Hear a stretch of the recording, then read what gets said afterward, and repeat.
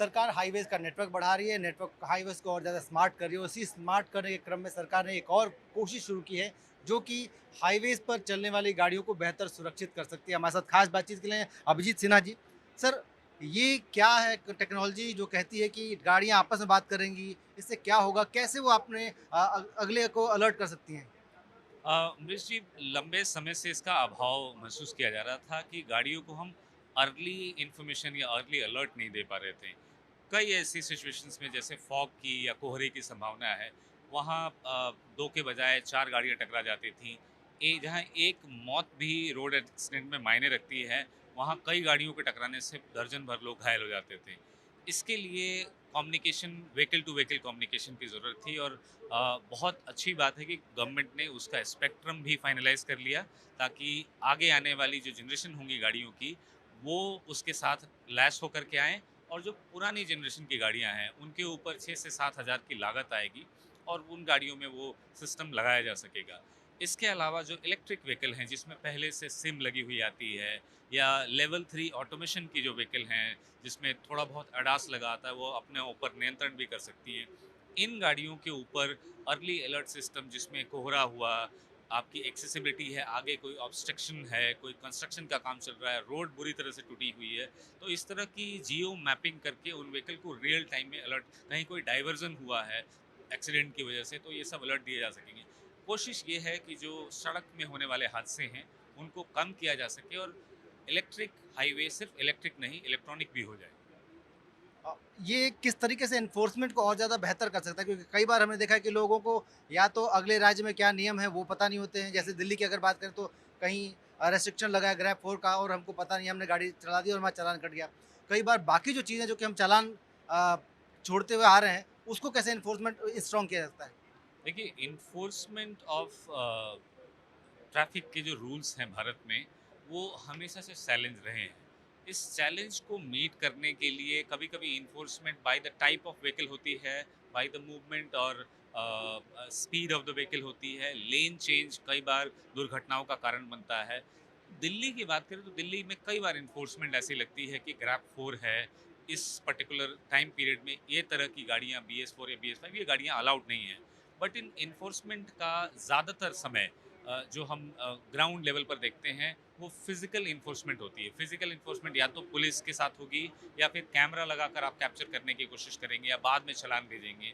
हम अब electronic enforcement के एज में हैं, जहां आप उनके इलेक्ट्रॉनिक फास्ट टैग्स हैं, उनके एक्सेस पासेस हैं, उनको आप डिसेबल कर सकते हैं।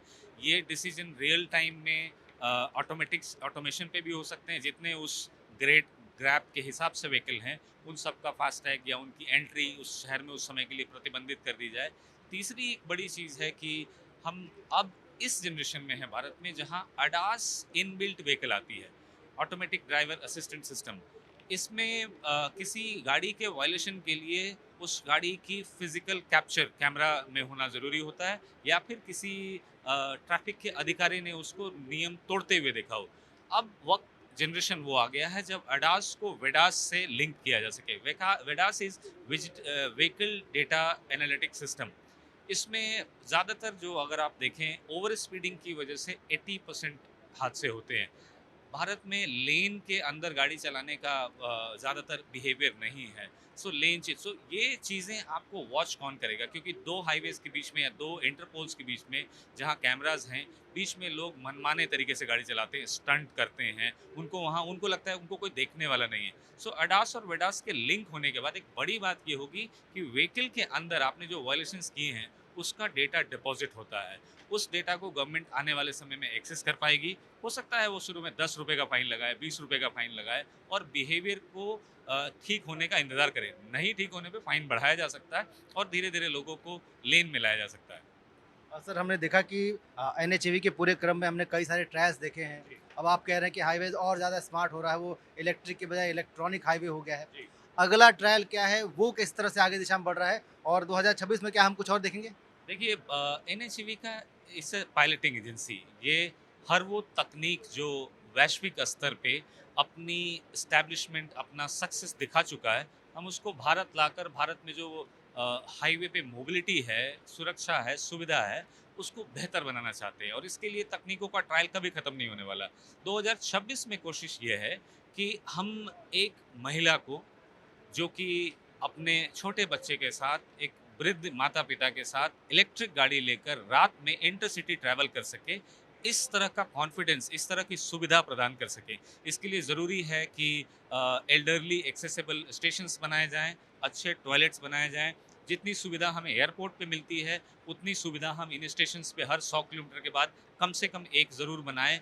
इससे उम्मीद ये होगी कि जो हमारा इस वक़्त ट्रैफ़िक है, हाईवेज़ के ऊपर में या एविएशन के ऊपर में, उसमें हाईवेज़ का लोग चुनाव करें और जब ज़्यादा से ज़्यादा लोग हाईवे का चुनाव करेंगे, अपनी व्यक्तिगत गाड़ी को छोड़कर पैसेंजर व्हीकल का चुनाव करेंगे, पैसेंजर बसेस का चुनाव करेंगे और ये व्हीकल इलेक्ट्रिक होंगी, तो हम करीब-करीब 17% अपने मोबिलिटी का, जिसमें हमारा कंज़म्पशन और एमिशन होता है, उसको कम कर पाएँगे और 17% कार्बन एमिशन को भारत जैसे देश के लिए कम कर लेना, ये एक बड़ी बात है पूरे विश्व के लिए। इंडिया एनर्जी वीक में आज जो इसकी बात हो रही है, वो उसी पाथवे की हो रही है, जो भारत पूरे विश्व को दिखाना चाहता है कि इतनी लार्ज, इतनी कॉम्प्लेक्स, इतनी वैलिड इकोनॉमी यदि अपना डिकार्बोनाइज़ेशन इन मोबिलिटी का ट्रांज़िशन पाथवे बना सकता है, तो हम कई देशों के लिए ये पूरा इकोसिस्टम एक्सपोर्ट भी कर सकते हैं।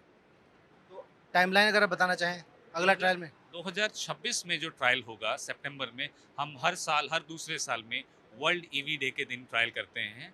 इस बार जो ट्रायल होगा वो हाइड्रोजन ट्रक्स, इलेक्ट्रिक ट्रक्स और इलेक्ट्रिक के 2 वेरिएंट का ट्रायल होगा, जिसमें स्वैपेबल बैटरी वाले व्हीकल भी होंगे और कनेक्ट करके चार्ज करने वाले ट्रक्स भी होंगे। ये बड़े 55 टन के लॉजिस्टिक ट्रक्स होंगे। सो इस वक्त तक लगभग इलेक्ट्रिक ट्रक को लॉजिस्टिक सेक्टर के लिए, ट्रांसपोर्ट सेक्टर के लिए अनफिट माना जाता रहा है और एनएचईवी की ये विशेषता रही है कि जिन चैलेंजेस को हमने लिया है, दिल्ली जयपुर या दिल्ली आगरा के ऊपर में 2 बसों के साथ एनएचईवी ने ट्रायल में शुरुआत की थी। आज दिल्ली जयपुर, दिल्ली आगरा, दिल्ली चंडीगढ़, दिल्ली देहरादून, सब पे 20-20 से ज़्यादा बसें हैं, 200 से ज़्यादा इलेक्ट्रिक गाड़ियाँ अवेलेबल हैं। सो आने वाले समय में उम्मीद ये है कि हम इलेक्ट्रिक ट्रक्स को लॉजिस्टिक सेक्टर के लिए technically, commercially viable, bankable phase में तैयार कर सकें और इसके लिए ट्रांसवोल्ट के साथ मिलकर हमने पहला जो बैच है 1000 ट्रक का, उसको इसी साल ज़मीन पर उतार रहे हैं। इसकी शुरुआत ऑलरेडी हो चुकी है। क्लाइमेट फाइनेंसिंग ने इसके ऊपर एक ऐसा क्रेडिट फ्रेमवर्क बनाया है, जिसमें कम लागत के साथ, कम ऋण के ऊपर में इनके लिए ऋण दिया जा सके और ज़्यादा से ज़्यादा इकोनॉमिक सेक्टर के जो लोग हैं, जो मैन्युफैक्चरिंग करते हैं, वो अपनी लॉजिस्टिक ज़रूरतों को डीजल पेट्रोल ट्रकों से हटाकर इलेक्ट्रिक ट्रकों के ऊपर ले जा सके। बहुत बहुत धन्यवाद, हमसे बात करके बहुत बहुत शुभकामनाएं आपको। Thank thank you. यू।